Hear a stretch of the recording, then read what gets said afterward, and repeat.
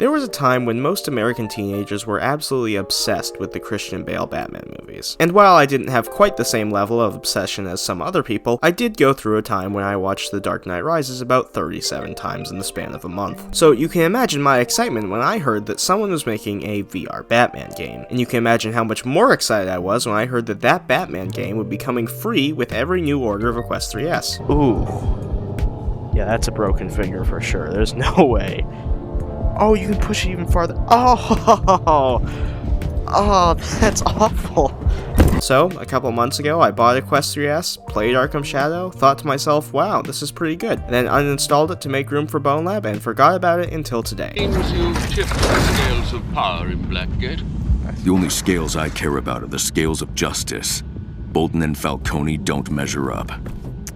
Okay, You'll find a that was a return bit route cringy, to the okay. Batcave near. I don't think I've ever played a VR game with better combat than Arkham Shadow. All the other VR games that I've played that involve combat always seem to have at least one semi-major thing wrong with them. Whether it's blade and sorcery teleporting enemies when you stab them, or Battle Talent's combat system existing. It feels like there's always something pulling you out of the experience. But Batman Arkham Shadow has near perfect combat, to the point where I literally can't even think of a single problem with it. The Penguin put it around his fight club before we turned it into the cage.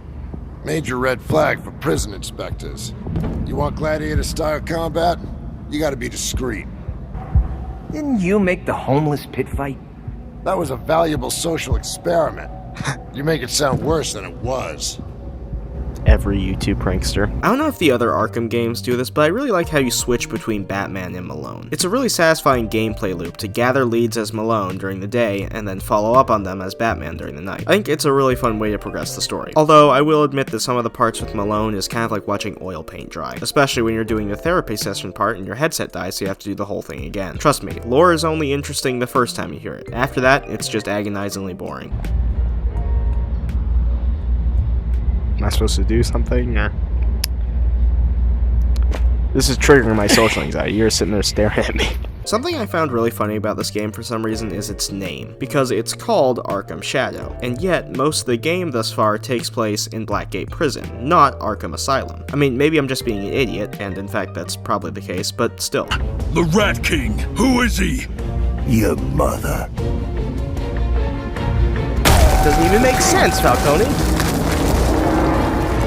I do love the fact that they snuck in that your mom joke in Not good here. enough! I wish the people who made this game made the investigation parts a bit harder. I don't know if it's just me, but it feels like they could have made them a lot more in-depth. It's a very thin line between making a puzzle that's so easy people don't feel smart when they finish it, and making a puzzle that's so hard that when they finish it, they're just glad that it's over. And unfortunately, Arkham Shadows made their puzzles so easy that even the bird that just flew into my window could solve them. And that's saying something, because that thing 100% has a concussion. Alright, time for another Thanks, airstrike. Alfred.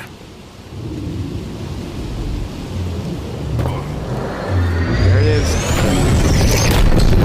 Jeez. Most of the detective parts just boil down to staring at an orange thing, walking 2 steps, staring at another orange thing, and then boom, the puzzle's solved. I mean, sometimes they'll give you a little quiz asking you where you think you should go based on the evidence, but they're so easy that I'm 90% sure the developers just put that in to test if the person playing the game was actively using galaxy gas, because that's about the only way I could think of that you could mess one of those up. It's done. This guy, you can tell by the fact that he has these collections here. This guy's the bad guy, trust me. I'm sorry you won't be around to watch as I end Falcone's empire for good.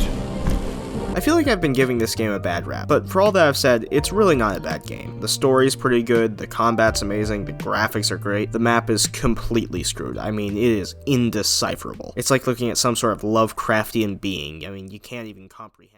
But anyway, if you're still watching this, I genuinely hope that you have a super good day, and if you're having a bad day, I truly hope that that gets better for you.